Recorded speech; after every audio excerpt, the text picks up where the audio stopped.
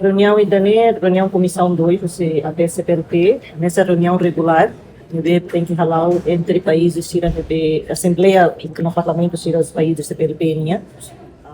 E depois a me reúne em Moçambique, em julho, aqui na Poto, e no momento de vai decidir que a reunião do irmão para falar de Timor-Leste, Timor-Leste, uma canessa atualmente presidente da Comissão 2.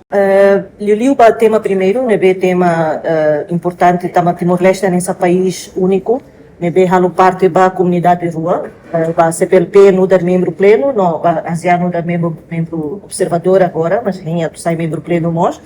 Então, ponto principal, Timor-Leste sai ponte entre a comunidade de rua, né? Para tu garante que seja a oportunidade para tu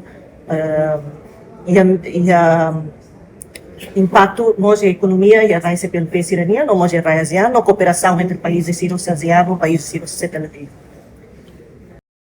Bem, nessa união até Tetiona, Cataca, e da Comissão 2, nebe Timor-Leste, uma só parte e a Assembleia Parlamentar CPLP e a Comissão Tolo, Comissão ida com a língua e cultura, ida sobre economia, o selutang nebe liga a atividades CPLP niang.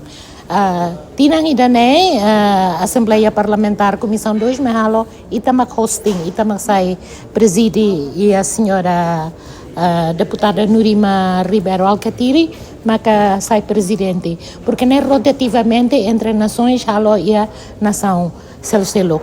Para a plenária, para a Assembleia, rotativamente estamos lá. Tinang idane, ita espera que a tabela aconteça em Moçambique, mas a situação política moçambiquiniana, em Belo Suba, delegação moçambiquiniana que sei mais, será pronto que lá vai hosting o presídio Assembleia Parlamentar Tinang idane. Kata rotativamente, ita em 2010, halau né? E espera que a rotação mais, halau tem a presidente que lá. Mas ita rola parte ativamente e atividades também.